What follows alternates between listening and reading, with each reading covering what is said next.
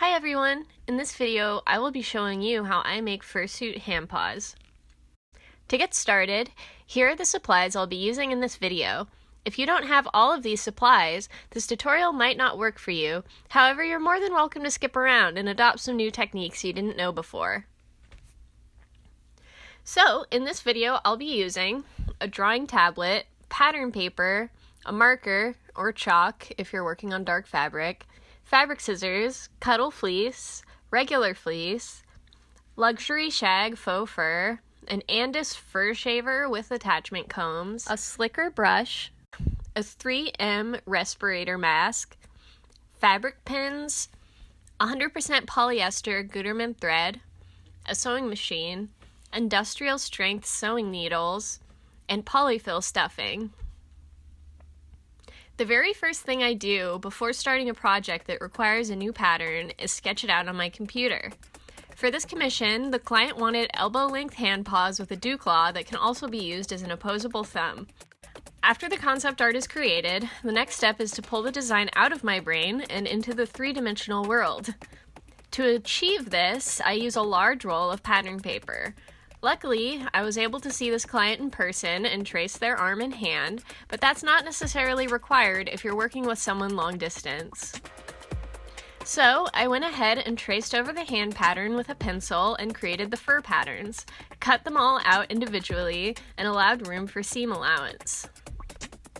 Now that the patterns are ready to be traced out onto the fur, I start by placing the fabric fur side down onto my table. I then begin tracing over each pattern piece with a marker, making sure that the fur is pointing in the same direction as the arrows I added to the pattern paper. This ensures that all of the fur will lay flat and seamlessly when it's sewn together. Once the patterns are traced, I place a cutting board underneath the fur and begin to cut out each fur piece. My X-Acto knife here is a bit dull, which makes it a little harder to cut, so I recommend using a well-sharpened blade. When you're cutting out smaller pieces like fingers, I recommend keeping your fabric scissors close by so you can cut off the excess pieces of fur that may still be attached. As a side note, before you use your fur shaver, always wear a mask. Inhaling tiny fur particles is the worst feeling ever and could make you sick. After all of the fur pieces are cut out, I then shave down the areas of fur that I want to have shorter. To start, I use a 1/2-inch attachment comb so that I am not shaving the fur all the way down to the backing. I make sure to use short, repetitive strokes and to shake the fur off of the blade once I'm done. When the fur all looks evenly trimmed, I will then remove the attachment comb and carefully run the shaver over it one more time to remove any of the unevenness. Once this is done, I comb it and then take my fabric scissors and trim the leftover long fur from the edges of the fabric. In a very similar fashion, I use the same technique on each finger and marking, which takes a long time. Now that everything is cut out and groomed properly, I hand sew the fingers and markings on using an overlock stitch. To achieve the blocky look for the markings that my client requested, I run the shaver with the 1/2-inch attachment comb over the markings and then carefully trim the excess fur using my fabric scissors. Once this is done, the markings are clearly defined no matter what angle you're looking at them from. To attach the paw pads, I begin by pinning the bottom of the hand paw to a pre-cut square of cuddle fleece. Make sure the thread you're using matches the color of the paw pads, as it will be slightly visible on the finished product. I use a zigzag stitch when I'm sewing on the paw pads, and always make sure that there are no creases or folds in the fleece before sewing it to the fur.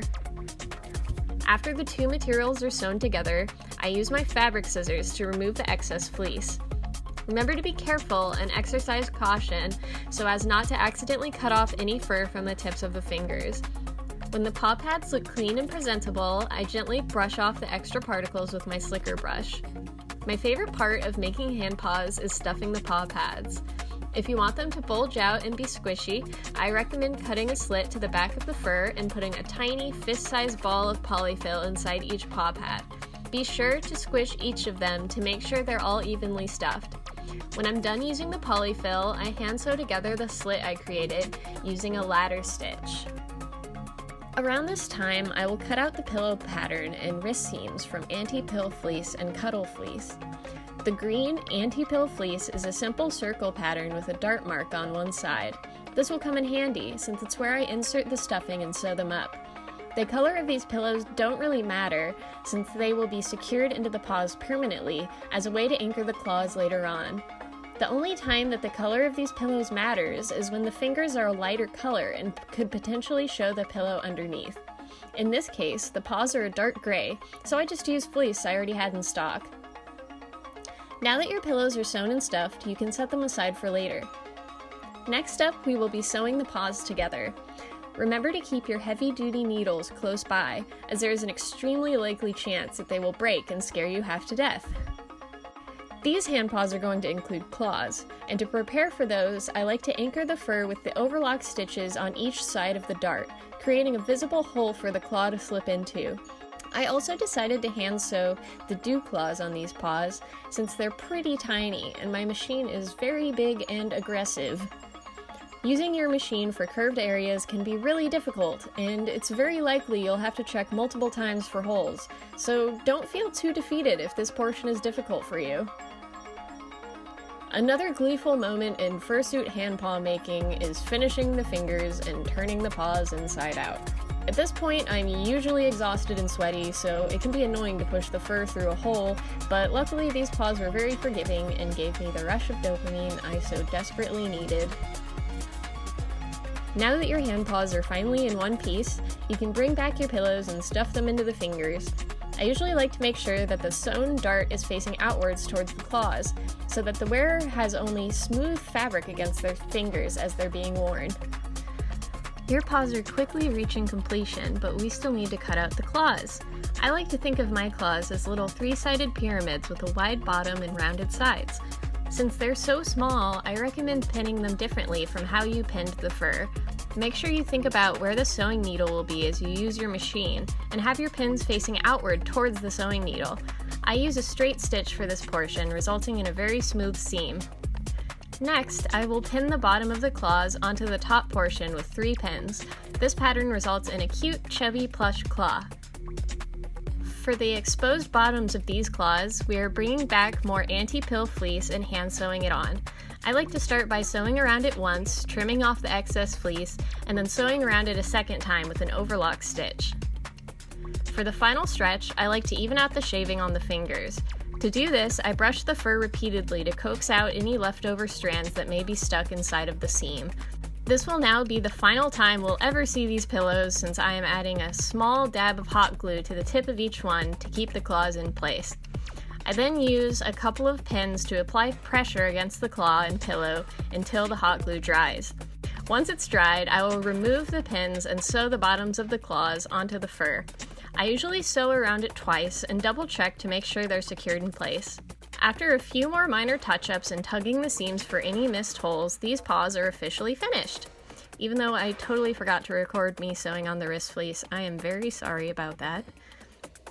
From start to finish, these paws took about 4 hours to complete over many days. However, that does not include the time it took to order the materials, and not to mention the hundreds of hours I've spent making other hand paws and learning from those experiences.